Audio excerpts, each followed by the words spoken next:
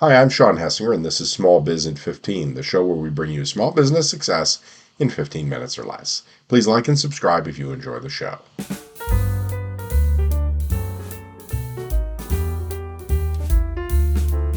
As of next year, Google Analytics as we know it will be disappearing forever.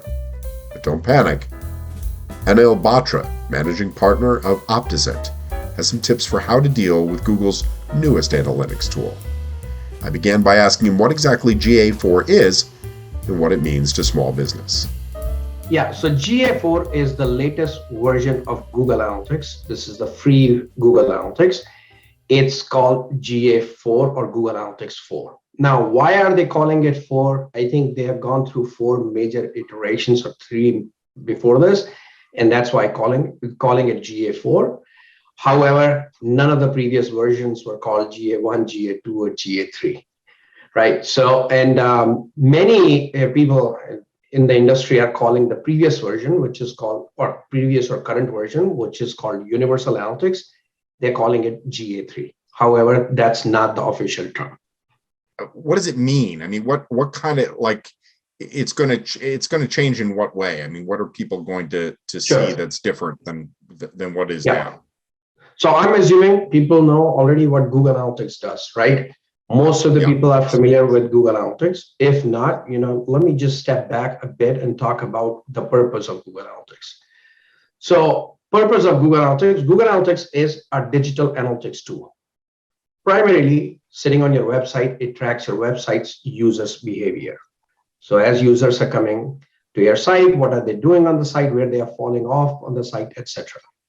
Now, digital analytics part of it is where it's also measuring the performance of your campaigns. So think about that whole digital ecosystem. Some data resides in, say, Facebook ads, Google ads, etc. But once a user clicks on the ad, then they come to your site. So it can measure the effectiveness of those ads, and it can figure out, what users are doing when they're on the site.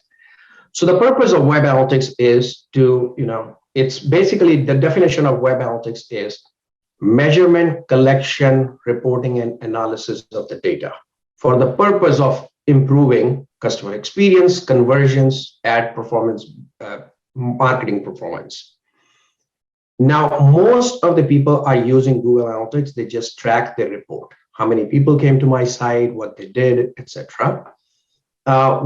Very few, and we've been teaching this for years, is the ultimate purpose of any measurement is to optimize that, understand and optimize.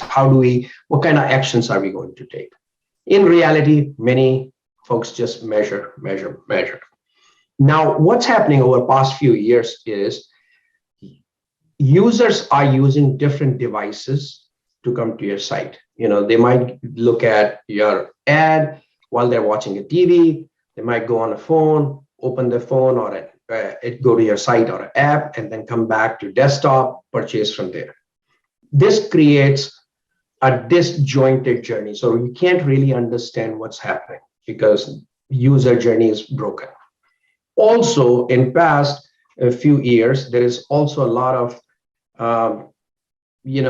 attention being paid, or uproar about the data privacy policies, cookies, etc. Right? So there is a lot of discussion around those where local laws exist, where each country has their own laws, even like states have their own laws. Users are demanding more and more control over their data. So couple these things, Google Analytics 4 has addressed these things in Google Analytics 4, so a new version. And also app usage has become very common, right? So when Google Analytics started, it started as a web analytics tool, which was only for your website. That was years ago. Then when the app usage, people started using apps, they came up with a product called App Plus Web, which allowed you to track your apps as well. However, the journey was not connected. So you have App Plus Web, even though they were saying it, you can just put 2 sets of data. So if Shawn comes to site, Shawn is still showing up as 2, one via app, one via website. If Shawn makes 2 visits to the site or app. So that's addressed in GA4. So GA4 is more geared towards this whole paradigm of events rather than page views, which happen in websites. It's all about events because events happen on the apps, and as well as you can track everything as an event on the website. Somebody scrolling, that's an event. Somebody downloading something, that's an event. Somebody pinging the server, that's an event. So they have combined both app and web by combining, using the same term, same methodology for tracking them. So Google Analytics 4 combines those two behaviors. So now you can track everything as one. Also, using machine learning, using the data Google has, Google can now stitch together everything so they know this is the same user. So that's one of the biggest difference. There are other differences that I mentioned. Now users have more control over the data. They can ask for the data that they don't need the organizations to collect. They can ask for that deletion. So few things that have changed in here are, which in my opinion, the new GA4 has a simpler data model. You get a lot more events that you can track. In previous version of Google Analytics, you only could track 3 parameters for any event. However, in GA4, you can have up to 25 event parameters, which means you can enrich the data. So if somebody is scrolling, rather than saying which page they are scrolling from, on how far they have scrolled, you can track those things. But now you can enrich that data with other attributes as well. Hey, this event took place at this time, user's local time. This event took after user did something. All those things you can pass in and make really rich data. Same goes with user properties. So the event model that GA4 has is 2 components. One is a user, other is an event. That's it. A user comes to your site and they perform certain things. Those are events. By passing all these parameters, you are creating an enriched data set that you can analyze. So going back to the definition I was talking about, that definition has where it's measurement, collection, reporting, and analysis for the purpose of optimizing. Now, when you have rich data, you can optimize it a lot more than you could do in the previous version. So I have a website. I have a small business website. On a practical side, I already got analytics set up on my website. It's already tracking visitors and all that kind of stuff. What do I have to know from a practical point of view when this change takes place? What kind of things do I have to handle? Or what changes is it going to make on that analytics that's the dashboard that's right now sitting on my that's tracking activity on my website? What, from a practical standpoint, what do I got to do? So a few things you have to think about. The metrics that you are using today might not be available in the new version. For example, one of the most common metrics that small businesses, small, large, everybody uses is called bounce rate. Bounce rate is how many people, bounce is basically a person comes to your site and leaves without going any further than the landing page. So they came, they left. That metrics is not available in the new version. They have changed the metrics. Now, this might come back, don't know, because a lot of organizations, people are using it. So there is a lot of conversation around that. However, in my opinion, that metrics did not make sense. But, to certain extent, you can use that metrics, but I think it was overused metrics. What makes more sense is the engagement on your site, which is what GA4 has introduced. So engagement in their definition is not only about, so let's say if you have a blog, somebody comes to your blog, they're going to read one article. They might spend 15, 20 minutes reading that article, but then the person leaves. According to old Google Analytics, that's a bounce, right?